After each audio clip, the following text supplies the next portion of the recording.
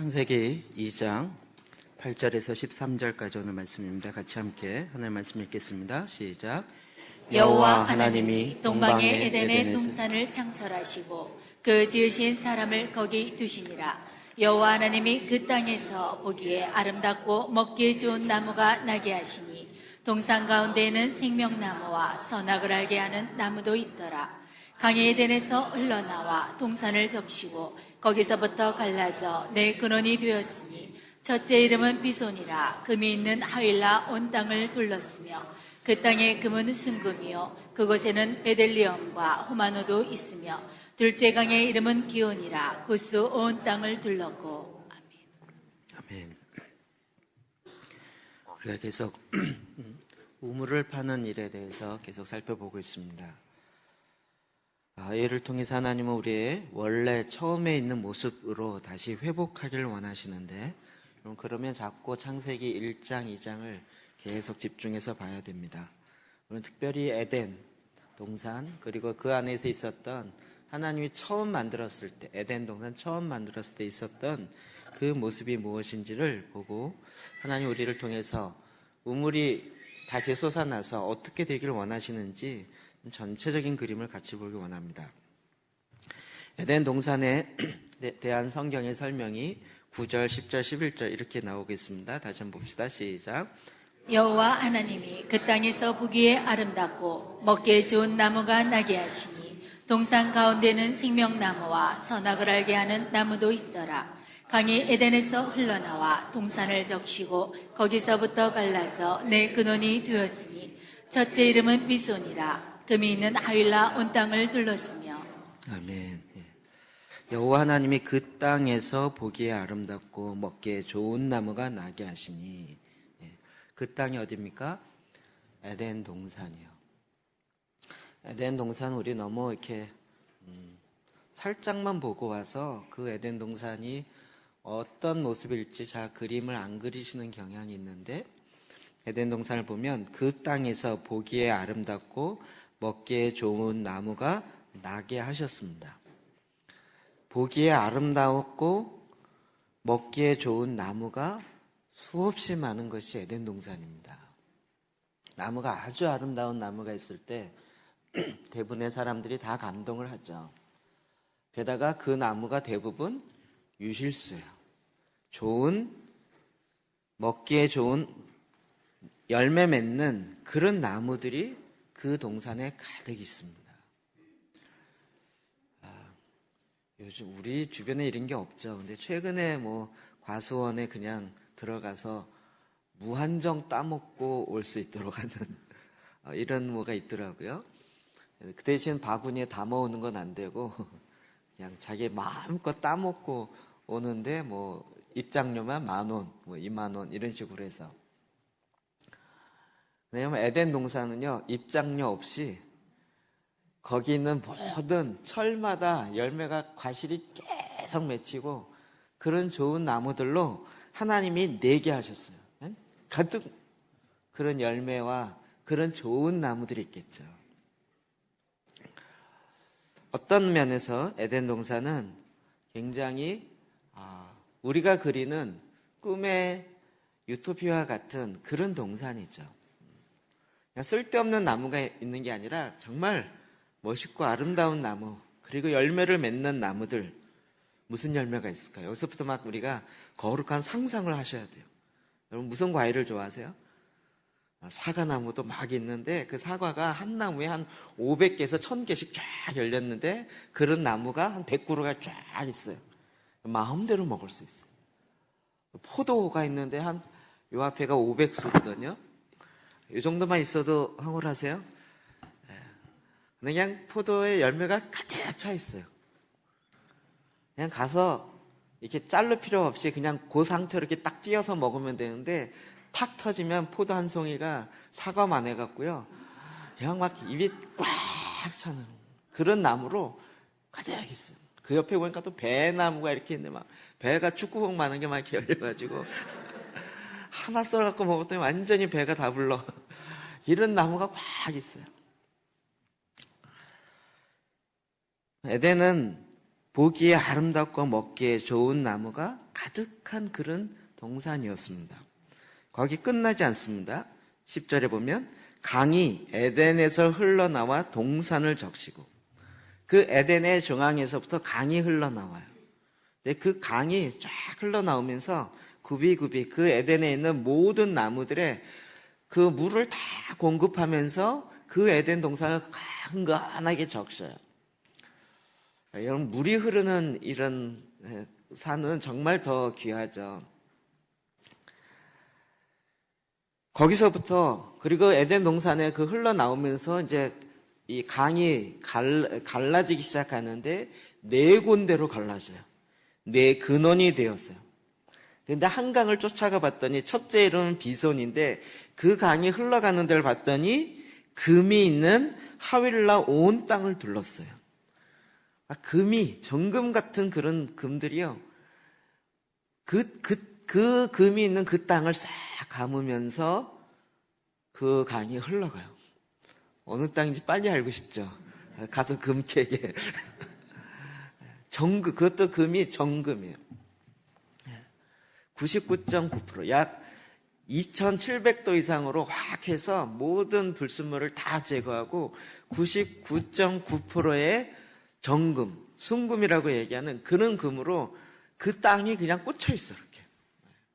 가서 뭐 요만큼 사금, 요만큼 이게 모래할 만한 거 이런 게 주는 게 아니라 막 금이 그냥 이렇게. 여러분, 에덴이라는 말 뜻은 빛이 가득한 곳, 기쁨이 가득한 곳이라는 뜻이에요. 여러분, 그곳에서 빛이 쫙 비치는데요.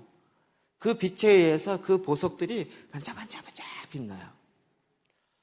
아침에 이렇게 해 뜨는 거나 저녁에 해 지는 것, 이 정도보다 더 빛이 비치면 그 찬란한 빛이 그 반사하면서 보석으로 인해서 막 반짝반짝해요. 그 보석이 여기 쬐끔인 이런 게 아니고요. 그냥 돌덩이처럼 이렇게 있는데 그게 다 보석이에요. 생각만 해도 좋지 않으세요? 하나님이 만드신 그 에덴의 동산이 바로 원래 이런 곳이었어요. 여러분이 에덴 동산과 비슷한 것이 요한 계시록에 나옵니다. 21장 18절 21절 볼까요? 시작. 그 성곽은 벽옥으로 쌓였고 그 성은 정금인데 맑은 유리 같더라. 그 12문은 12진주니 강문마다 한 개의 진주로 되어 있고 성의 길은 맑은 유리 같은 정금이더라. 아멘. 맑은 유리 같은 정금이 그 모든 문마다 이제 새 하늘과 새 땅에 새 예루살렘이 내려오는데, 그것을 보니까 마치 에덴 동산을 보는 것 같이 막 금으로, 점금으로 되어 있고요. 그리고 많은 보석들로 싹 쌓여져 있어요. 그럼 희한하게도 이 두 가지 모습이요, 에덴의 모습과 새 예루살렘으로 내려오는 이 모습이 같아요. 왜냐하면 이게 또 성경에 설명이 되어 있죠. 히브리서 8장 5절 시작. 그들이 섬기는 것은 하늘에 있는 것의 모형과 그림자라. 모세가 장막을 지으려 할 때 지시하심을 얻은과 같으니 이르시되 삼가 모든 것을 산에서 내 길에 보이던 본을 따라 지으라 하셨느니라. 아멘. 모세가 성막을 지을 때 하늘에 있는 것을 보고 졌다 그랬어요. 하늘에 성막만 있었을까요? 하나님의 보좌로부터 원형이 있었고 그것의 모형, 쬐끄맣게 만들어 놓은 것이 성막이라고 그랬죠. 그 하늘에 아름답게 찬란하고 빛이 비치고 그 영광으로 가득 차 있는 그 모습이 그냥 모세의 눈에 보여진 거죠. 천사들이 완전히 둘러싸여 있고요. 성막을 보면 성소 안에 그룹 천사들이 이렇게 쌓여져 있죠. 여러분, 이 모든 모습들이 우리 인간의 심성에도 이게 참 아름답구나 라고 느껴지는 그런 모습이 에덴이었고요. 그런 모습이 바로 하늘의 성전이었고요. 그게 사실은 오늘날의 교회였고요. 그게 바로 저와 여러분이 되는 거죠. 거기에 많은 열매가 아주 많이 맺혀 있어요. 열매 그러면 여러분 뭐가 생각나세요? 요한복음 15장 생각나세요? 나는 포도나무, 너희는 가지니. 예, 그래서 뭘 원하세요? 많은 열매 맺기를 원하세요. 열매를 안 맺으면 세례 요한 생각나셔야 돼요. 열매를 맺지 아니하는 나무보다 도끼가 나무 뿌리에 놓였으니 열매 맺지 아니하는 나무보다 찍어버리겠다. 네, 무슨 얘기죠? 하나님 우리 삶 속에 열매 맺길 원하는 거죠. 그래서 막 이렇게 보면 열매가 많이 막 주렁주렁 맺힌 걸 보면 그걸 보고 어이구 저놈의 열매 이런 인간은 아무도 없어요. 다 보면서 우와 이런 것처럼요. 그럼 그 열매가 결국 뭐예요? 우리 그리스도인의 의의 열매가 풍성히 맺혀지는 우리 삶 가운데 맺혀지는 그 열매로 그것이 가득 찬다라는 거죠. 좋아하다가 갑자기 심각해지셨죠? 거기 왔더니 막 김 집사님의 순종의 열매가 막 반짝반짝반짝 빛나는 거예요. 거기 하나님의 빛이 비추니까 막 믿음의 빛이 쫙 비춰져요.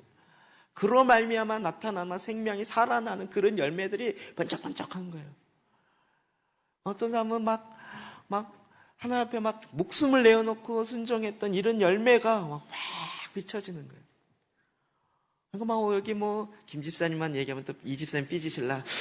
이 집사님 열매가 막 이고 박 집사님 열매 삐치고 저희 강 집사님 열매가 엄청나고 막 그래서 서로 열매를 보면서 야, 이 열매 정말 대단하다.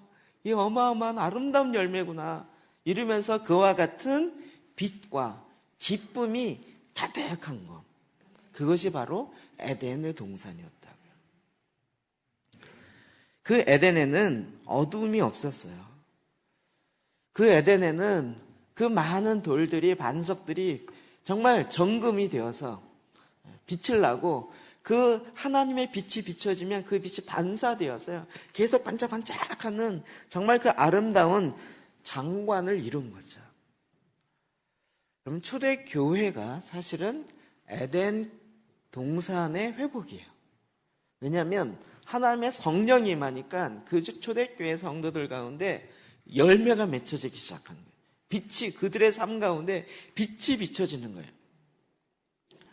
그랬더니 막 그 입에서 하나님의 생명수의 말씀들이 막 쏟아져 나와요. 막 성령이 충만하니까 자기가 알지도 못했던 방언이 나오고 그 방언이 하나님의 생명을 나누기 시작하고 이게 막 콸콸콸 쏟아지듯이요. 막 쏟아지니까 막 지나가는 사람이 듣고 내 말이네. 그럼 막 회개하고 돌아오고 그래서 막 이런 열매들이 또 막 저절로 막 맺혀요. 이 초대교회에 있었던 거예요. 결국 에덴 동산의 그 모습은 하나님께서 교회를 통하여서 온전케 다시 회복되어지기를 원하신 거죠. 그리고 예수 그리스도를 통하여서 그것이 실제로 어떻게 회복되어지는지를 우리에게 구체적으로 알려주신 것입니다. 그럼 이것이 성경의 또 다른 부분에 이렇게 설명되고 있습니다. 에스겔서 28장 13절입니다. 시작. 내가 옛적에 하나님의 동산 에덴에 있어서 각종 보석 곧 옹보석과 황보석과 금강석과 황옥과 홍마노와 장옥과 청보석과 남보석과 옹옥과 황금으로 단장하였으며 내가 지음을 받던 날에 너를 위하여 소고와 비파가 준비되었도다. 너는 기름 부음을 받고 지키는 그룹이며 내가 너를 세우며 내가 하나님의 성산에 있어서 불타는 돌들 사이에 왕래하였도다. 하나님을 찬양하는 천사장이 있었던 그것을 설명해요. 그러면서 하나님의 에덴 동산에 너가 있었다는 거예요. 그리고 그 14절에 보면 내가 하나님의 성산에 있어서 불타는 돌들 사이에 왕래하는 하나님을 찬양하는 천사라는 거죠. 사실은 누구죠? 루시퍼죠. 루시퍼는 하나님을 찬양하는 천사의 장이었어요. 그랬기 때문에 어디에 있었어요? 에덴에 있었죠. 그래서 하나님의 동산 에덴에 있어서 그 많은 각종 보석, 홍보석, 황보석, 금강석, 황옥, 홍마노, 창옥, 뭔 보석인지 모르겠어요. 그 많은 보석들로 가득 차 있고 거기에서 하나님을 찬양하는 그 루시퍼가 하나님을 찬양하는 아름다운 것이 계속 일어나요. 그 루시퍼가 원래는 기름 부음을 받고 지키는 그룹이었어요. 그룹 천사, 날개가 그러니까 세 쌍 있는 6개 있는 그런 천사예요.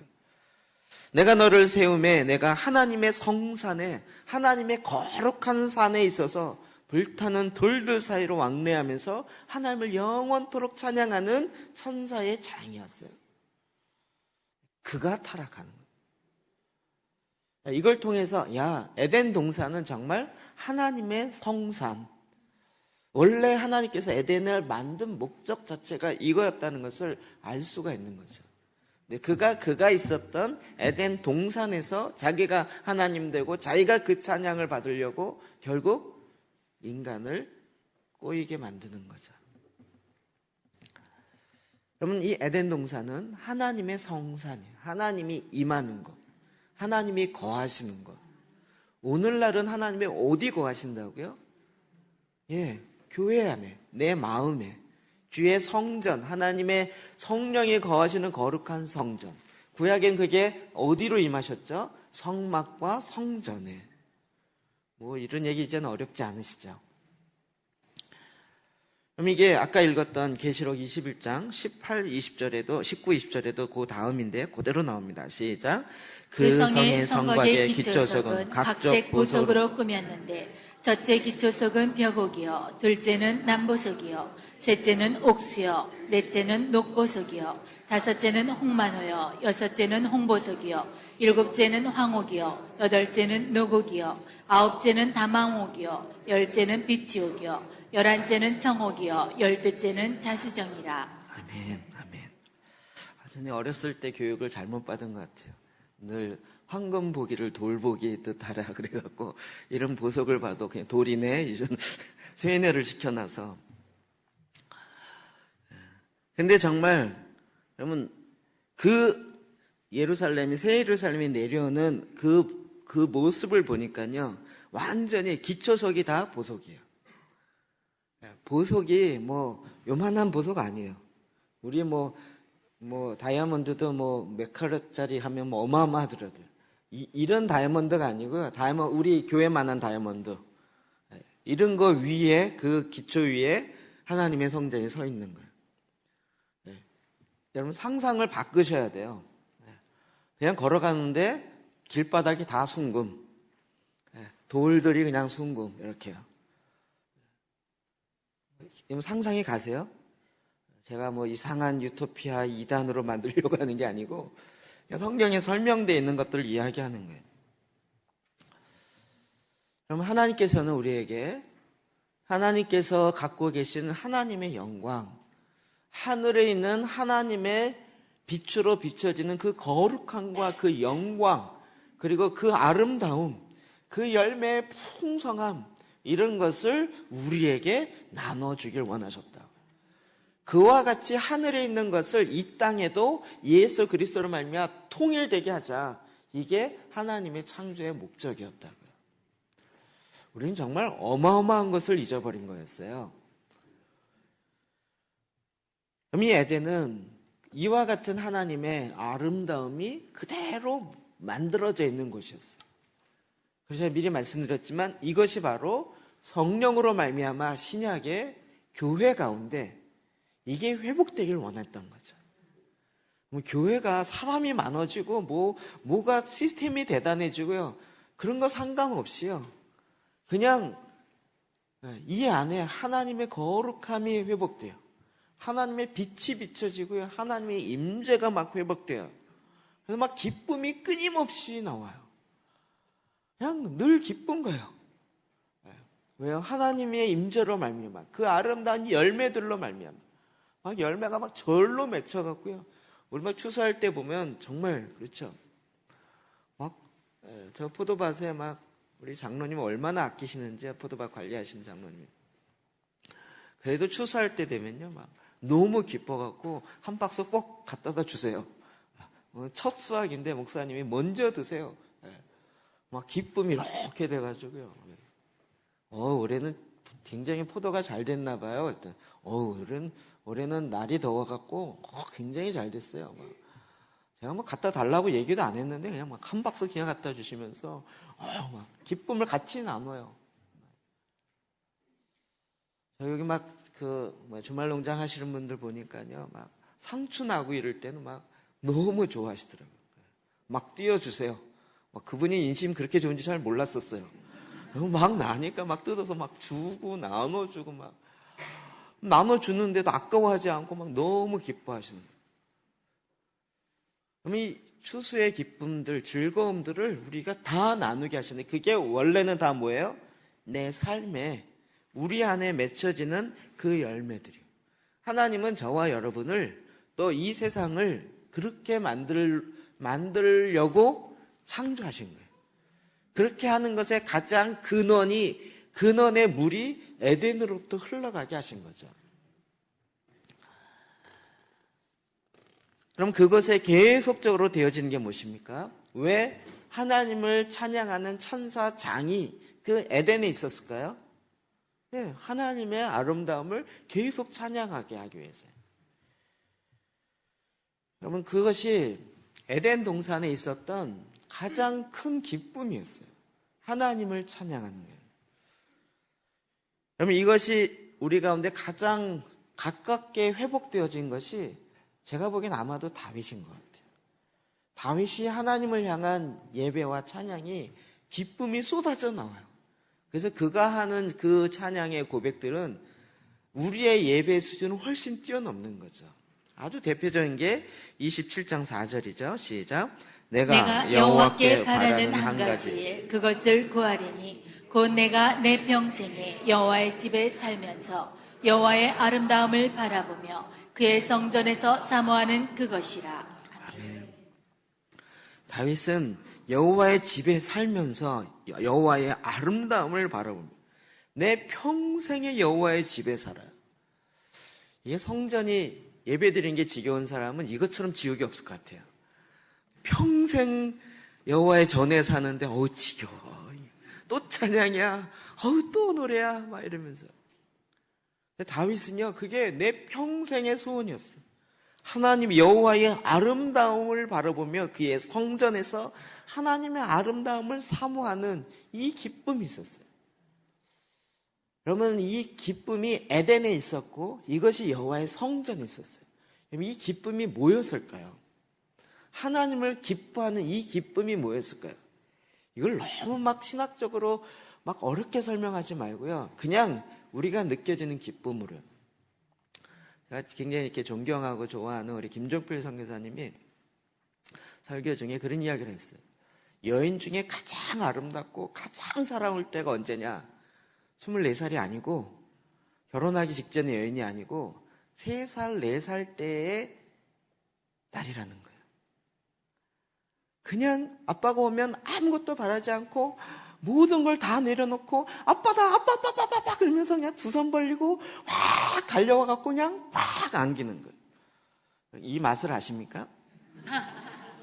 그러면 아빠들이 막 세상에서 막 힘들고 그랬는데 그 순간 야 힘들어 이러지 않고요. 그냥 딱 껴안으면서 그냥 확 돌면서 내 딸 막 이러면서요. 기뻐하는 그 기쁨이요. 네. 저도 이 기쁨을 맛봤습니다. 아주 옛날. 요즘은 왔어요? 이렇게 한마디로 끝나지만 3살, 4살 요때요. 그냥 그때는 뭣도 없어요. 그냥 아빠 온다 그러면 하던 거 다 내려놓고 막 내려가서 아빠가 주는 선물을 바라는 것도 아니고 좋은 음식점 가자는 것도 아니고 그냥 아빠가 왔다라는 것 자체만으로 기다리면서 엄마가 아빠다 그러는 순간 그냥 다 팽개치고 그냥 아빠를 향하여 돌진하여 나아가는 그 3살, 4살의 아이들이요, 딸이요. 그래서 아빠들이 딸 바보가 되는 거죠. 그 사랑이요. 내 평생에 그런 여자를 만나본 적이 없어요. 그렇게 나를 향하여 돌격하며 두 손 벌리고 달려오면서 그냥 완전히 자기 몸을 던져서 그런 사랑이요. 하나님이 하나님의 성전에서 아름다운 것을 바라본다는 건 그게 무슨 큰 어려움이 아니고요. 하나님을 이렇게 사랑한다는 거예요. 다윗의 예배가 왜 그래요? 다윗이 하나님이 나와 함께 있는 게 너무 좋은 거예요. 내가 막 춤을 추는데 무슨 전문가의 춤도 아니고요. 춤꾼의 못도 아니고요. 그냥 너무 좋아서 덩실덩실 무슨 어깨춤을 추면서 추는데 그가 춤추던 사람이 아니니까 그냥 추다가 바지가 내려가는 거예요. 근데 그것도 상관없어요. 너무 기뻐서, 너무 좋아서. 여러분, 이게 예배입니다. 무슨 형식을 갖춰서 뭘 갖춰서도 있지만, 그러나 하나님의 성전에서 하나님의 그 아름다운, 하나님이 나와 함께 있던 그 창조주 하나님뿐만 아니라 나를 사랑하는 그분이 나를 찾아오시고 나와 함께 한다는 이 자체만으로도 너무 감격해서 막 두 손을 벌리고 주님께 그냥 달려가는 그 마음. 다윗이 예배하면서 그게 자꾸 회복이 되는 거예요. 나이가 들었는데도 계속 하나님을 향하여 예배하다 보니까 그 하나님을 향한 순전한 삶, 그리고 그렇게 해서 하나님 품으로 확 들어갔더니 거기에 놀라운 하나님의 임재가 있어요. 하나님의 빛이 내게 비춰지고요. 빛이 비춰니까 몰랐던 지혜가 막 열려지고 계시가 풀어지기 시작하고 나도 모르는 말이 막 노래로 나오고 찬양이 나오는데 이게 막 1500년 후에 예수 그리스도의 십자가의 모습으로 나타나기 시작하고 막 나도 모르고 막 찬양하는데 막 그 찬양으로 말미암아 기뻐해서 그냥 흥얼거려서 툭 나왔는데 이게 거의 예언적 노래예요, 찬양이에요. 이런 것들이 막 쏟아져 나왔어요. 이 모든 것들이 여호와를 가까이 하는 것이 너의 힘이니라. 예배의 회복은 이건데 이게 원래 어디 있었다고요? 에덴이에요. 왜요? 하나님과 만나는 것이 전혀 어려움이 없었어요. 하나님이 아담아 그러면 네. 주야 어디 있었나이까 그런데 아무 대답 없으시고 이게 아니고 아담아 이 동물들의 이름을 내가 지을래? 네. 사자고요. 뭐라고? 사자요. 그냥 하나님과 영이 통하여서 거기에는 하나님의 지혜가 있어요. 하나님의 임재가 있고요. 하나님과 함께하는, 그래서 동산을 거닐면서 하나님과 산책해요. 하나님과 커피 한 잔 딱 마시면서 열매 하나 탁 따가지고 확 깎아서 하나님 만드시고 하나님 한쪽 드시죠. 그래서 정말 대단한 열매입니다. 이래가면서 주님과 깊이 있는 교제, 그 임재 가운데 들어가요. 하나님이 괜히 에덴 만드신 게 아니라 이 땅에 하나님의 임재의 장소로 성막 성전을 만들었던 것처럼 그 모형의 첫 번째 이 땅에서의 원형으로 에덴을 만드신 거죠. 그리고 거기다 사람을 두신 거죠. 창세기 2장 8절 시작. 여호와 하나님이 동방의 에덴의 동산을 창설하시고 그 지으신 사람을 거기 두시니라. 아멘. 에덴의 동산을 창설하시고 하나님이 그와 같은 특별한 곳을 만드시고 거기에다가 그 지은 사람을 두었어요. 특별한 케이스죠. 저와 여러분을 그 가운데 두길 원하셔서 하나님이 우리를 두시려고 그런 에덴을 만드셨어요. 거기다가 사람을 두셨어요.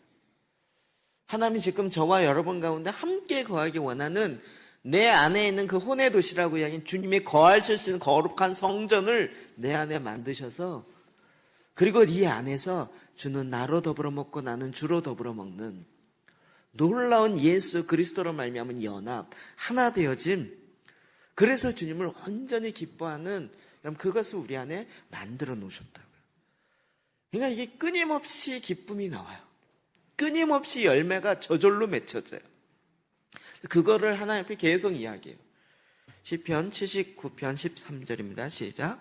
우리는 주의 백성이요 주의 목장의 양이니 우리는 영원히 주께 감사하며 주의 영예를 대대에 전하리이다.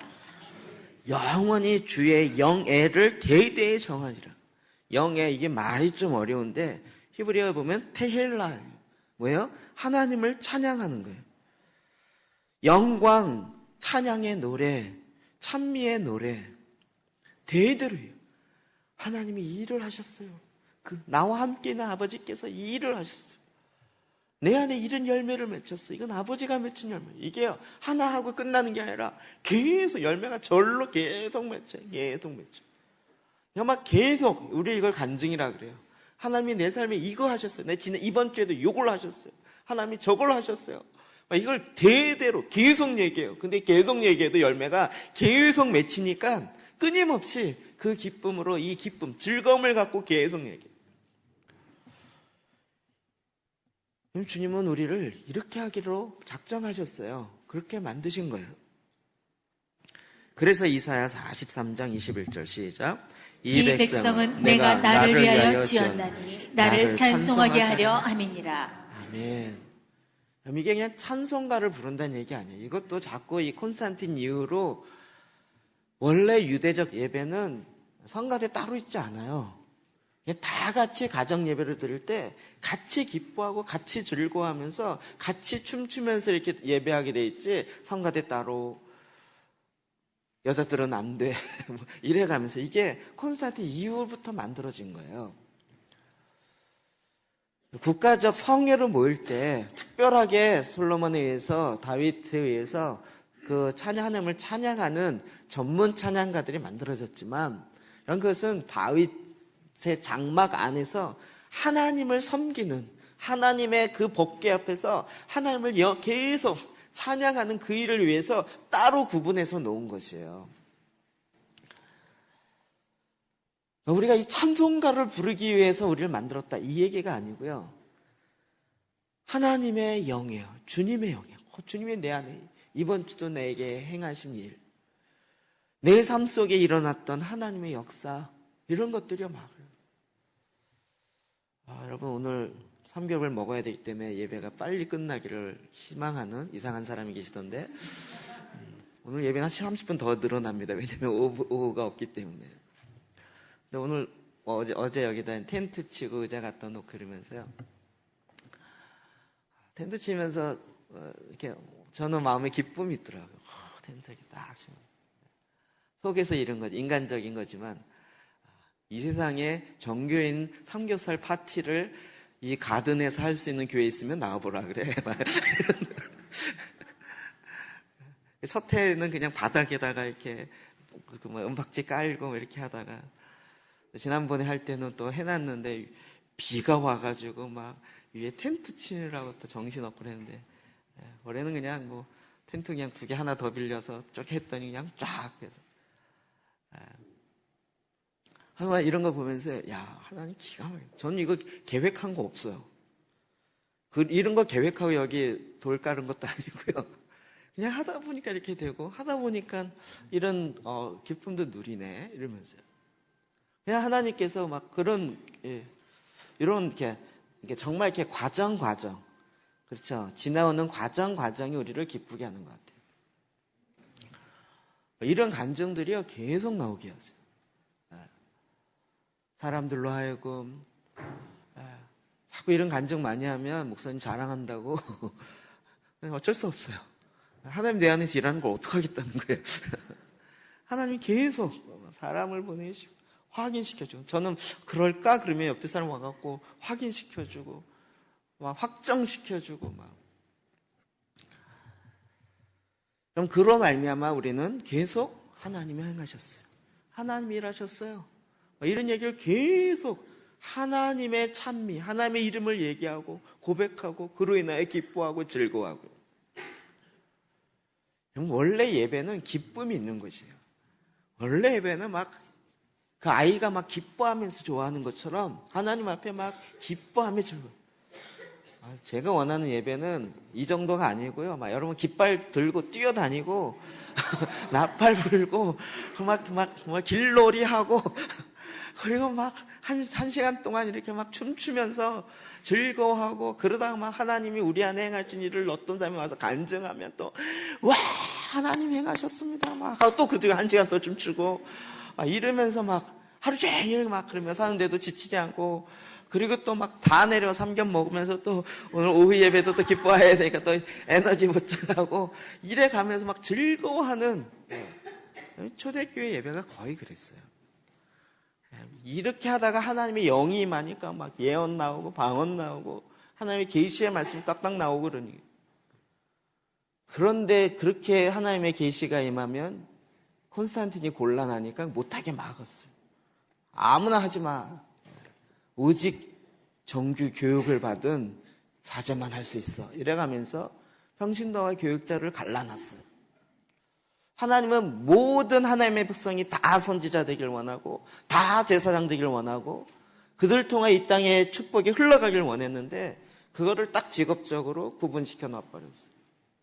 그거 회복시키는 게 얼마나 개신교회 안에서도 얼마나 힘든지 모르겠어요. 여러분 회복됐다고 하지만 여러분 자체부터 벌써 아닌데요 라고 해요. 이건 내가 할 일이 아니고 목사님이 할 일인데 자꾸 이러세요. 우리는 우리 안에 하나님으로 인한 그 기쁨, 즐거움으로요 이게 막 솟아나는 거예요. 시편 23편 6절이요. 너무 유명한 말씀이죠. 읽어볼까요? 시작. 내 평생의 선하심과 인자하심이 반드시 나를 따르리니 내가 여호와의 집에 영원히 살리로다. 아멘. 시편 23편 너무 유명하죠. 외우신 분은 많죠. 여호와는 나의 목자시니 내게 부족함이 없으리로다. 뭐 곡도 너무 많아요. 막 가곡 같은 막 그런 클래식한 것도 있고요. 여호와는 나의 목자시니 진실로 선함과 솔까지 올라가야 돼. 인자하심이 나를 영원토록 따르는데 그 다음에 뭐예요? 내가 여호와의 집에 영원히 살리라. 여러분 이러길 원하십니까? 이것도 예배 싫어하시는 분은 이제 큰일 났어 이제. 여호와의 집에 영원토록 거한대요. 이제 집에 못 가고 다른 거 못 하고 여호와의 집에 영원히 거해서 여호와의 집에 영원히 거해서 뭐 하겠다는 거예요. 늘 오늘 또 찬양해야 돼. 이게 가요? 그게 아니고요. 그 안에 하나님을 기뻐하는 이 기쁨, 그 하나님의 인자하심과 하나님의 선하심이 평생 나를 이끌어가니까 그것을 또 맛보고 또 누리고 막 이러면서 그 하나님 또 찬양했더니 그게 더 커지고요. 이러면서 내가 정말 여호와의 집에 영원히 거예요. 주님 안에 거하면 거할수록 더 놀라. 하늘에 있는 신령한 것들이 막 내려오니까 그럴 수밖에 없겠죠. 에베소 1장 3절에 있는 것처럼 하늘에 있는 모든 신령한 것을 우리에게 다 부으길 원하세요. 우리를 통하여 이 땅에 다 이렇게 퍼져가길 원하세요. 그러니까 여호와의 성전에 거할수록 하늘에 있는 신령한 것들이 마구 내려오는 거예요. 근데 우리는 그 신령한 거 말고 이 땅에 신령한 걸 자꾸 주세요. 이러니까 내려올 게 별로 없어요. 하나님이 기뻐하시는, 하나님을 즐거워하는 그 예배가 우리 안에 회복되는 거예요.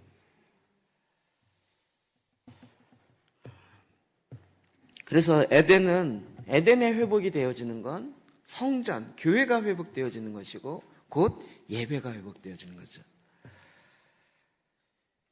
요한계시록 21장, 아까 읽었던 그 성전에 대한 이야기의 그 다음이요. 근데 그 다음이 아주 독특합니다. 22절 주의해서 보십시오. 같이 읽읍시다. 시작.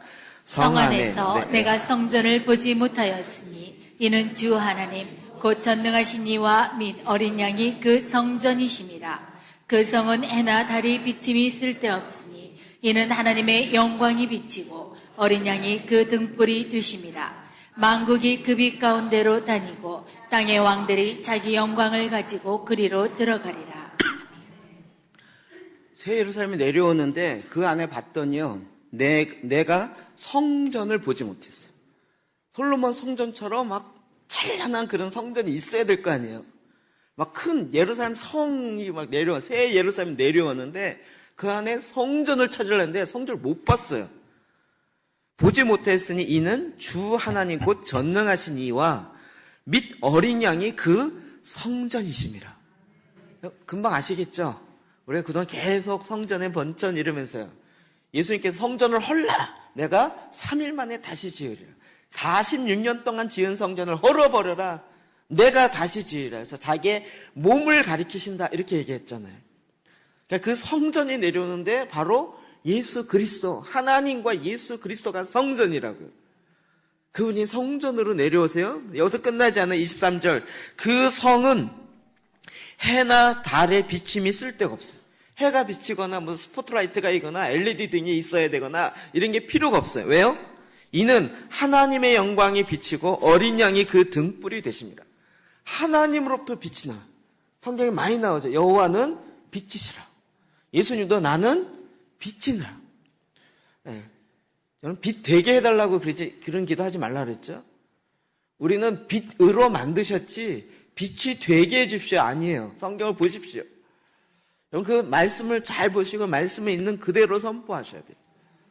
하나님 우리를 만든 것 자체가 소금이고 빛으로 만드신 거예요. 기도를 거꾸로 하셔야 돼요. 하나님 빛인데 내가 왜 이모일까요? 이렇게 하셔야지.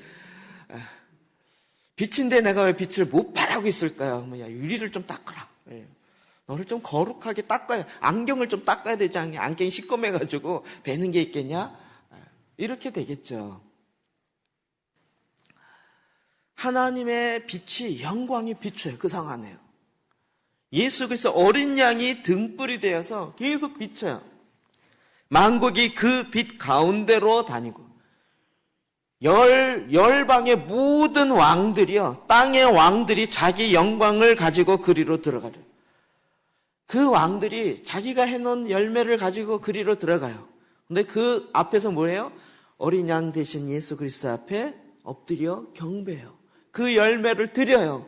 주님이 것입니다. 주님이 만드셨습니다. 여러분.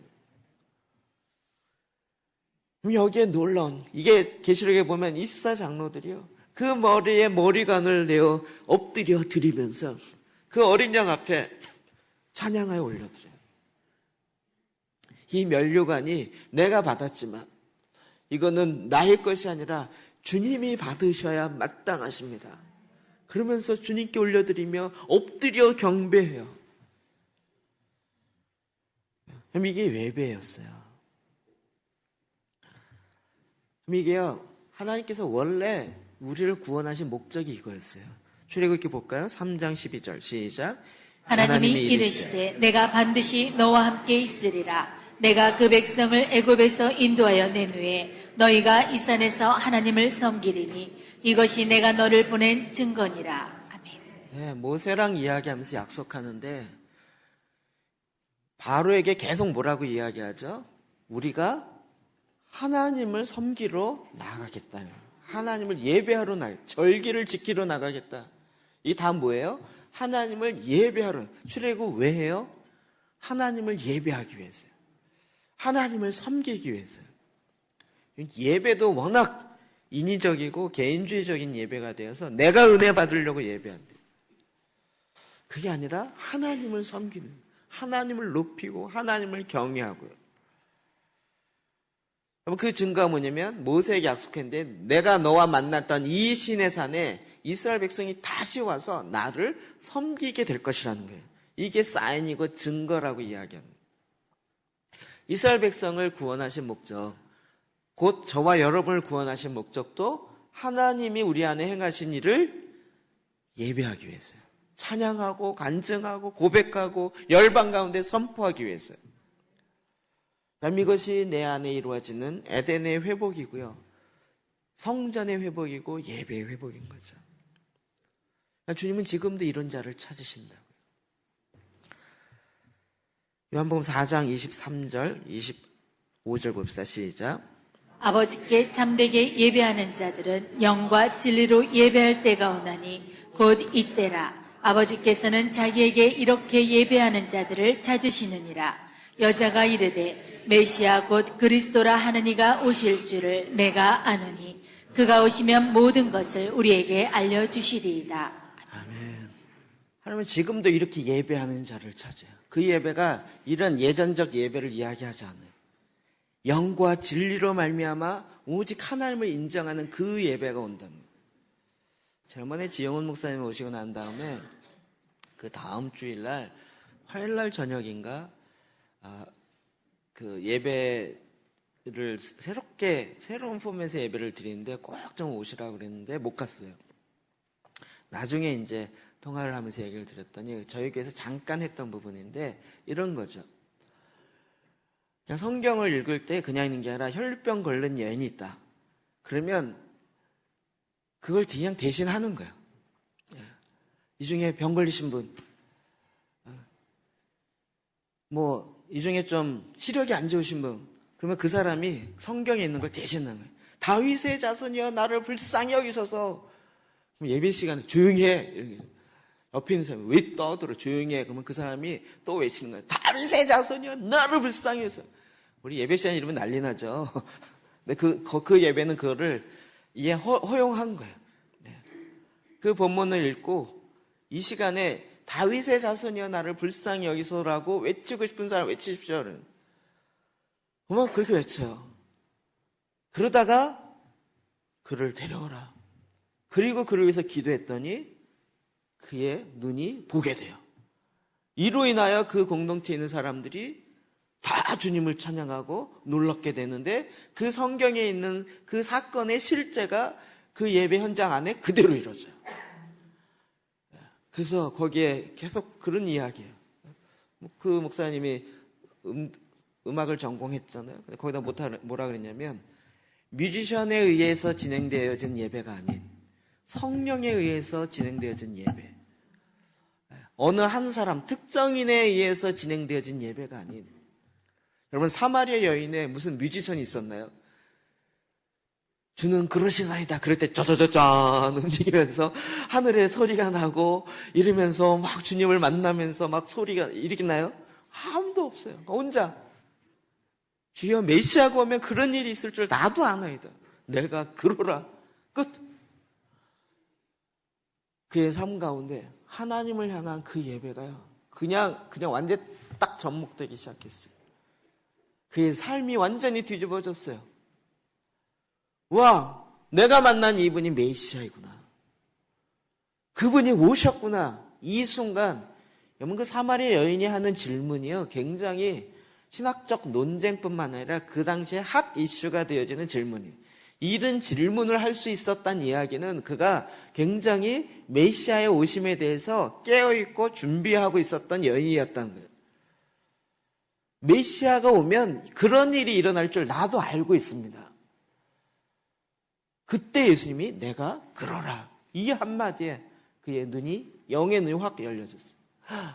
메시아구나. 하나님이 보낸 그분이구나. 그래서 그를 만나고 그를 믿고 메시아가 오셨다는 거예요. 메시아가 오시면 그 다음에 뭐가 일어나는지가 그냥 확 들어오는 거죠. 가난한 자가 자유케 되어 눌린 자가 자유케 되어지고 하나님의 희년의 역사가 이루어지기 시작하며 예수 그리스도 안에서 그리스도로 말미암아 하나님의 킹덤이 내려와서 이루어진 이 믿음의 역사가 그는 워낙 그걸 다 알고 있었고 계속 준비했기 때문에 그래서 메시아가 오시면 메시아만 오시면 된다라고 했었는데 그분이 딱 오신 거예요.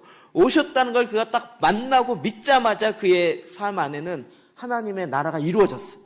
에덴이 회복됐어요. 교회가 회복됐어요. 무슨 신학교육을 새로 받은 게 아니라 계속 진정한 하나님을 향한 예배가 그 안에 회복되기 시작했어요. 그래서 동네로 달려들어가서 와보라 내가 만난 이가 메시아가 아닌가 이러면서 외치기 시작했어요. 여러분 이것이 예배의 회복이에요. 그럼 이것이 어디 있다고요? 놀랍게도 내 안에서 하나님은 우물을 내 배에서 생수의 강이 터져짐으로 내가 기뻐하는 기쁨 이 정도가 아니라 하늘에 있는 기쁨, 에덴 동산에 있었던 그 기쁨, 하나님께서 예수 그리스도와 함께 이 땅에 다시 오실 때 그 성 안에는 성전이 없어요. 하나님과 예수 그리스도가 그 성전이에요. 빛이 필요 없어요. 그냥 하나님의 빛이 비추셔요. 우리에게도 이 세상에 뭐가 필요한 게 아니라 하나님의 그 말씀이 그냥 확 비춰버려요. 하나님의 창조의 그 이야기들이 그냥 우리 안에 확 풀어지기 시작해요. 여기에서 놀라운 하나님을 향한 고백과 찬양이 회복되기 시작해요. 이게 에덴에서의 예배 회복이에요. 첫 번째 아담은 그곳에서 하나님을 예배하는 것에 결국은 실패했어요. 누구 때문에요? 물론 자기가 잘못했지만 루시퍼의 사단의 꼬임이에요. 그런데 마지막 아담이 나타나셨어요. 그는 사단의 꼬임에 시험에 넘어가지 않으셨어요. 그리고 그곳에서 진정한 하나님의 뜻을 회복하셨어요. 그리고 이제 다시 그 에덴을, 이걸 에덴이라고 표현하지 아니하시고 교회를, 머리 대신 예수 그리스도로 말미암은 이 통치의 이 교회가 우리 안에서부터, 내 안에서부터 회복되어서 터져 나와서 그 우물에 샘이 흘러넘치게 했어요. 사마리아 여인에게 미리 얘기했잖아요. 내가 주는 물을 마시는 자는 영생토록 목마르지 아니하리라. 그런 물이 있으면 나에게 주십시오.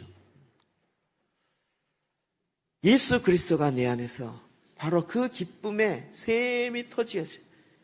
다윗은요, 그 맛을 본 거예요. 그가 왕이 되고 전쟁 나가 이기고 이거보다 하나님의 성전에서요, 하나님의 임재 가운데서 그 하나님의 빛을 맛보고 그 영광을 맛보니까요, 이 세상 그 무엇보다도 그게 너무 좋은 거예요. 그래서 그 성전에서 그 아름다운 빛으로 말미암아 찬양하고 춤추고 그 하나님의 행하신 걸 노래하고, 이게 너무 좋은 거예요. 그럼 이게 예배의 회복이에요. 예배의 회복이야. 전 이것이 무슨 노래를 잘하고 악기를 잘하고 무슨 분위기가 뭐 어쩌고저쩌고 이게 아니고요. 내 안에서 이게 막 솟아나기 시작할 때 하나님 그 안에 그것이 정금같이 빛나는 거예요. 어제 오후에 한 목사님이 다른 일로 찾아왔어요. 다른 교회 목사님이. 그래서 뭐 일 끝나고 해서 잠깐 얘기하자 그래서 이야기를 쭉쭉 나누는데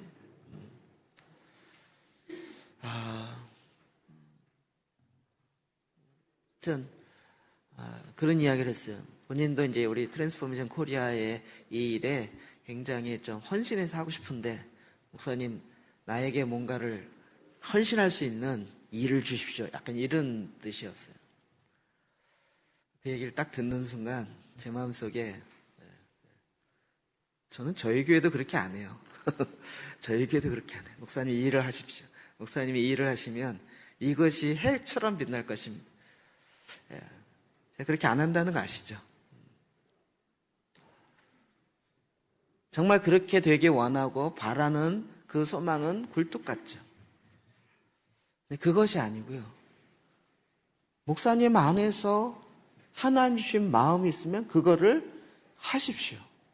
제가 그걸 말리거나 방해하지 않습니다. 뭘 하고 싶은지, 하나님은 어떤 마음을 주셨는지 이야기하고 그 마음이 제 마음과 같을 때는 얼마든지 하십시오. 목사님 제가 하고 싶은 걸 제가 쭉 들어보니까 제가 원했던 반대, 저는 그런 사람이 나오기를 지금까지 기다리고 있어요. 저도 물론 그런 사람 불러다가 이 일 하십시오라고 해서 불러드릴 사람이 여럿 있지만 여러 부르지 않고, 하나님 그런 사람이 나와서 주님 앞에 자원하여 헌신하여 하나님 이게 주님이 나를 이렇게 하셨습니다라고 그렇게 되어지기를 원해서 기다리고 있습니다. 저의 기다림도 굉장히 인내가 요구되어지고 힘든 것이지만, 그러나 내가 억지로 이 사람 저 사람 이렇게 해서 일일 저일 만들어서 일이 이렇게 되게 하자, 이런 방법으로는 이제는 안 하겠다라고 제가 4, 5년 전에 선언한 거예요. 그것이 아니라 하나님께서 여러분 마음, 왜요? 그래야 내 안에서 솟아나는 하나님의 예배가, 이 내가 섬기는 것이 나의 기쁨이 되어지고 즐거움이 되어지는 거죠. 우리가 전에부터 많이 불렀던 찬양이 있습니다. 당신의 그 섬김이 천국에서 해같이 빛나리. 당신의 그 섬김이 천국에서 해같이 빛나리. 당신의 그 섬김이 천국에서 해같이 빛나리. 전 처음에 이거 부르면서 약간 거부감이 있어요. 교회 봉사를 많이 하란 얘기네. 그 봉사가 해같이 빛난다는 얘기네. 그래서 근데 제가 말씀을 보면 벌써 그게 아니고요. 아까 처음에 에덴에 뭐가 많았다고요? 나무가 많았어요. 좋은 나무, 열매 맺는 나무가 많았어요. 그 열매가 무슨 열매예요? 주님께 붙어 있음으로 말미암아 주님으로부터 오는 그 영양분으로, 그 말씀으로 주님이 원하셨던 그것이 내 가지로 맺혀지는 그 열매요. 봉사라는 개념을 그렇게 교회 봉사로 자꾸 한정시키지 마세요. 교회 봉사가 이 세상에 하나님의 축복의 통로가 돼야 될 왕같은 제사장들이 이 땅에 해야 할 일이 얼마나 많은데 교회에 조금 많은 것으로 그걸 대체할 수 없어요. 이 세상에 생수로 흘려보내야 되고 그 생명을 나눠줘야 될 그 모든 사람이 다 여러분인데 그 세상에 사는 건 하지 말고 교회에서 요 봉사하세요, 저 봉사하세요. 그 정도의 봉사가 하나님께서 내 안에 하시고자 하는 그런 하나님이 빛이 그렇게 제한시킬 수 없어요. 하나님 우리 이 땅에 보내시고 세상에 보내신 것은 여러분 에덴에서 뭐가 이루어져요? 동물들의 이름을 다 줘요. 에덴에서 통치가 일어나요. 에덴에서 이 땅을 어떻게 다스려야 되는지가 그 에덴에서 일어나요. 하나님의 성전에서 일어나요. 그것이 내가 주님 앞에 나아가 주님의 말씀을 듣고 그 말씀 앞에 주님과 교제하면서 내 안에서 그것이 일어나기 시작해요. 그래서 그 말씀으로 말미암아 가정이 회복되어지고 우리의 직장이 회복되어지고 우리의 사회가 회복되어지고요. 우리의 국가가 회복돼요. 생뚱맞은 얘기인 것 같지만 예레미야를 보면 볼수록요.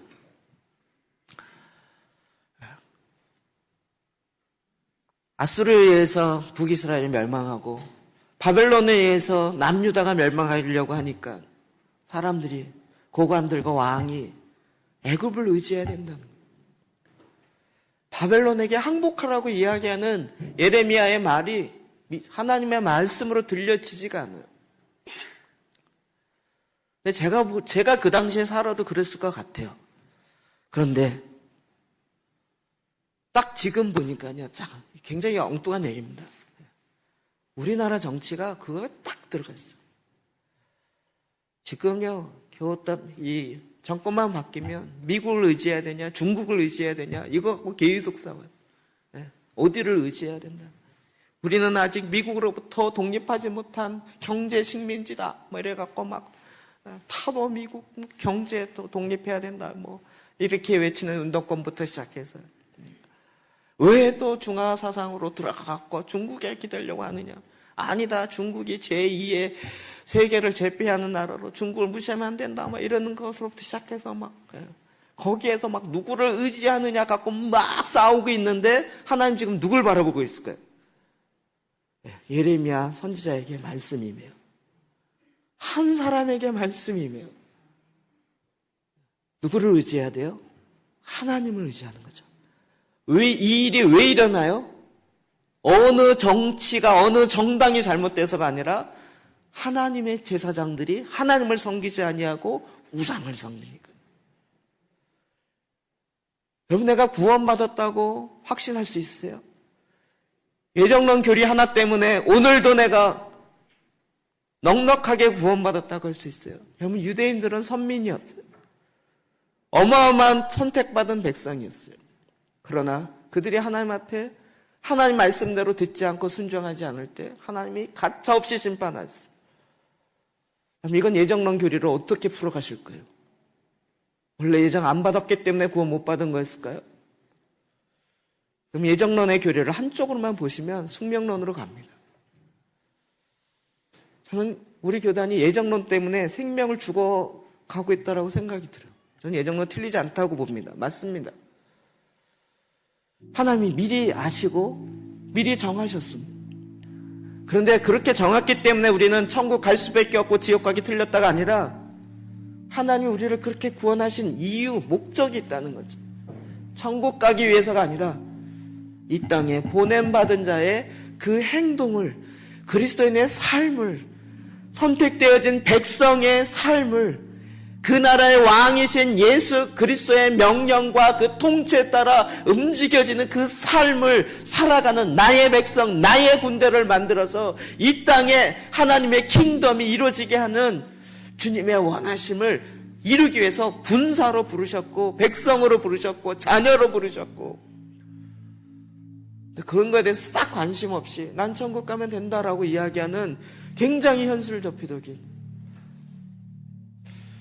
교회를 산속에 지어서 현실 도피가 아니라 교회 외에는 하나님의 나라가 임하는 것에 대해서 별로 관심이 없는, 그리고 그것에서 어떻게 예배가 회복되어지는지에 대해서 전혀 관심이 없는. 그러나 주님은 지금도 저와 여러분을 통하여 우리가 왜 말씀 기도하고 교회의 회복을 외치고 그리고 다시 국가의 회복을 외칠까요? 저의 생각이 아니고요. 하나님 원하시기 때문에. 여러분 될 거라고 생각하세요? 전 제정신으로 늘 생각할 때는 안 된다가 100%입니다. 100% 안 돼요. 인간의 생각으로 아무리 해봐도 될 가능성이 빵이에요. 가능성 없어요. 가능성이 있기 때문에 하는 것이 아니고요. 하나님이 하시겠다고 하니까. 그리고 하라고 하시니까. 어떻게 될지는 몰라요. 어떤 과정을 통해서 어떻게 결과가 나올지, 어떤 일들이 있을지는 몰라요. 그냥 순간순간 주님 앞에 의지하고 따라가는 것밖에 없어요. 근데 여태까지 성경은 계속 볼 때 하나님이 그와 같은 순종을, 그와 같은 섬김을, 너의 목숨까지 내어놓는 그런 섬김을 하나님이 기뻐하시고 하늘에서 해처럼 빛나는 그와 같은 의의 열매가 풍성히 맺혀 하나님 기뻐하시는 의의 열매를 올려드릴 때 이것이 하나님 앞에 영광이 되어진다고요. 예배가 회복되어지는 건 예배 시간에 좋고 기쁘고 이 정도가 아닙니다. 하나님의 임재로 말미암아 주님과 함께하는 이 기쁨, 이 즐거움이 회복되어서 이것이 흘러 넘쳐서 세상까지, 어두운 데까지, 썩어지는 데까지, 그것에 내 입술을 통하여 생명수가 흘러가기 시작합니다. 내 배에서 솟아나는 이 물이 솟아나서 주위에 있는 사람까지도 기갈함이 해결돼요. 그들의 갈증이 해결돼요. 하나님은 이런 방법으로 여태까지 해오셨고 앞으로도 하신다라고 성경에 계속 이야기하시더라고요. 오늘날 예배가 회복되어지는 것이 그냥 뭐 노래 잘하고 뭐 악기 잘하고 그것이 아닌 하나님을 기뻐하는, 하나님의 아름다운 곳으로 들어가는, 그래서 내 안에 주님이 얘기한 것처럼 내 안에 에덴이 회복돼요. 내 안에 하나님의 거하신 거룩한 성전이 돼요. 이미 됐어요. 되었으면 이제 이 안에 에덴의 기능들이 살기 시작해요. 그 안에 우물이 파요.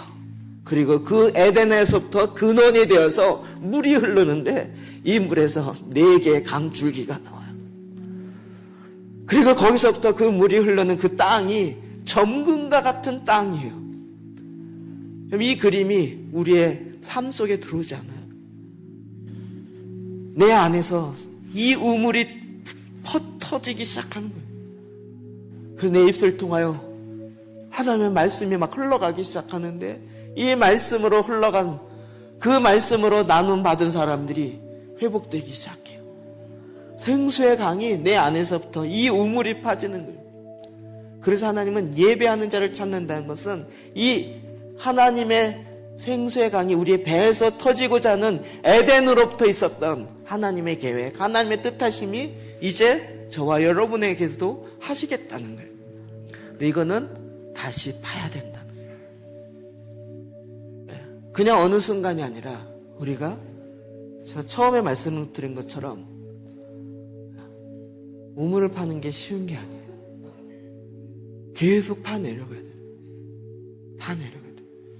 내려가면 내려갈수록 더 힘든 것이 있겠지만 그러나 이것이 생수의 근원 되시는 하나님이 우리에게 지금 계속 제시하고 있는 바죠. 주님 우리에게 이 예배가 에덴에서의 예배, 에덴 성전에서의 하나님과 동행하는 그 예배, 그것이 회복되어지기를 주의 이름으로 축복합니다. 오늘 이 시간에도 저희가 이 시간 좀 시간이 있어서 지금부터 기도할 겁니다. 적어도 한 20분은 기도할 수 있을 것 같습니다.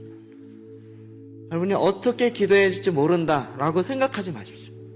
그냥 말씀에 있는 것 같고 될 가능성 있다 없다 그 판단도 여러분이 하지 마십시오. 우리가 생각할수록 가능성 없다고 생각돼요. 내가 뭘 변하겠습니까? 내가 무슨 변화가 내 안에 일어나겠습니까? 그런데 그게 아니고요. 하나님이 말씀하신 걸 내가 그냥 믿음으로 취하는 거예요. 아브라함처럼 내가 너를 통한 아들을 낳아. 99세에 무슨 아들을 낳아요.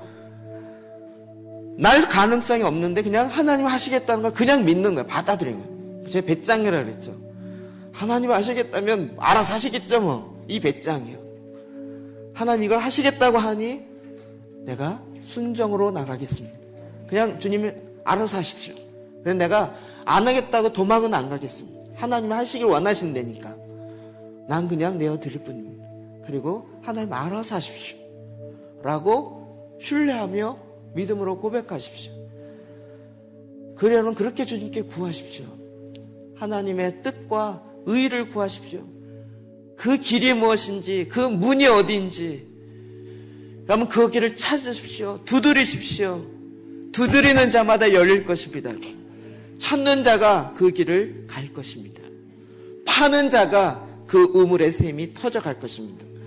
이 시간 주의 말씀들 잡고 여러분 오늘 말씀을 다시 보십시오. 여러분 주보 뒷면에 있는 쭉 있었던 말씀 보십시오. 그 말씀 보시면서 이제 내가 주님 앞에 품고 나가서 주님 하나님께서 내 안에 이루시기 원하셨던 그 말씀을 이루십시오 하나님 라고 그 말씀 앞에 반응하며 이 시간 말씀 의지하여 주님 앞에 나아가 기도합시다. 기도하시겠습니다.